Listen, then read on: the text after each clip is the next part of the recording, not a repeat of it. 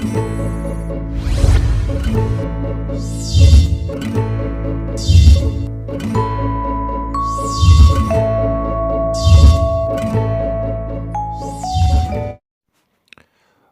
حبايبي، شلونكم؟ شلون صحتكم؟ وياكم منتظر من قناة جني ميسان للمعلومات. طبعا رجعت لكم بعد غياب فترة طويلة لأن صار هو ما بنزل الفيديوهات، وذلك لأن سادس وامتحانات ودوخة راس يعني شوية، فما عندي وقت انه اسجل فيديو. وهذا الفيديو ايضا طلبوه من عندي هواية، اجوني الفيس وطلبوه من عندي طريقة تأكيد الحساب، وخاصة هاي الفترة الطرق التأكيد قليلة جدا وتقريبا مؤذية، لأن مو بسهولة يتأكد الحساب، وإذا تأكد قد يطول يومين أو 3 أو 4 وتوصل مدة حتى أسبوع يلا يتأكد. فحبايبي اليوم حبيت أقدم لكم العفو. هاي الطريقة إنه تأكد الحساب عن طريق تغيير الاسم أو تأكيد اسم. البعض يقولون إنه هاي الطريقة هي مو تأكيد الحساب هوية، إنما تأكيد الاسم.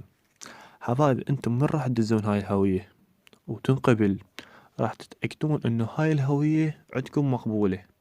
اي وقت راح يتعطل بيه الحساب بس ترفعون هاي الهوية اللي اكدتوا بيه اسمكم، راح يرجع الحساب وب6 ساعات فقط. يعني وما يحتاج لا تعب ولا تروح تدور لك واحد يرجع الحساب، وطريقة كلش سهلة، فقط انه ترفع الهوية، لان انت رفعتها وشفتها مقبولة بدون ما تعطل الحساب. نجي من هنا على الإعدادات العامة، تغيير الاسم.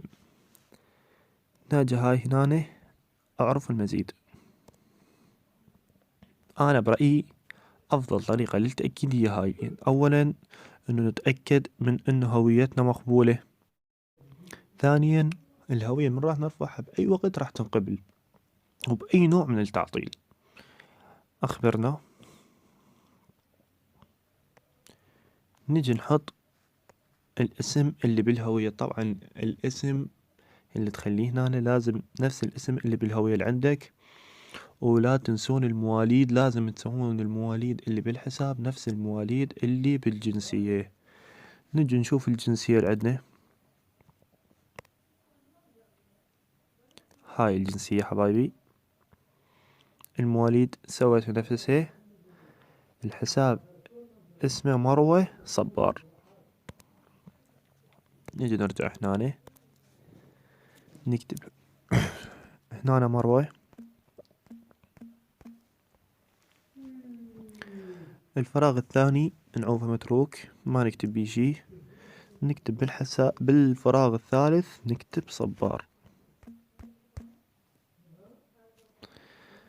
سبب هذا التغيير نختار تغيير الاسم القانوني.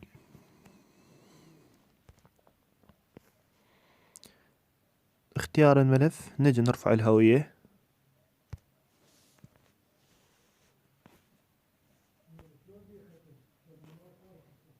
هاي الهوية ننطيها ارسال.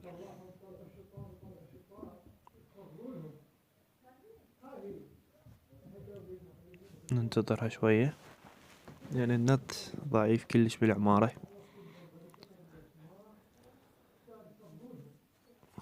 هنا انتهى كل شي. هسه عادي نرجع للحساب، ما عندنا بعد اي شي، لا سدينا الحساب ولا عطلناه ولا سوينا له اي شي، فقط نخلي الاسم نروح على الاسم. غير ذلك اخبرناه نملي المطلوب من عندنا، نخلي الاسم الاول الاسم الثاني ونرفع الهوية. هسه حاليا ننتظر يجينا رد من الشركة. هذا الرد حسب الهوية مالتك، قد يكون 6 ساعات أو 12 ساعة أو يوم أو يومين أو 3 أيام.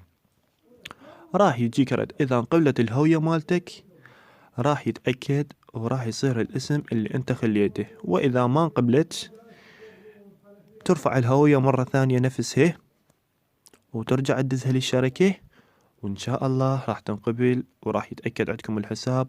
وأي وقت راح يطير بيه الحساب مجرد راح ترفع الهوية راح تنقبل الهوية وراح ينفتح الحساب، وعلى ضمانتي وأنا المسؤول عن كلامي. إن شاء الله استفاديتوا من هذا الدرس حبايبي. اي شرح اي شي تردون خلوه بالتعليقات وانا راح اسوي لكم وتدللون. ادعمونا بلايك واشتراك للقناة. في مال الله.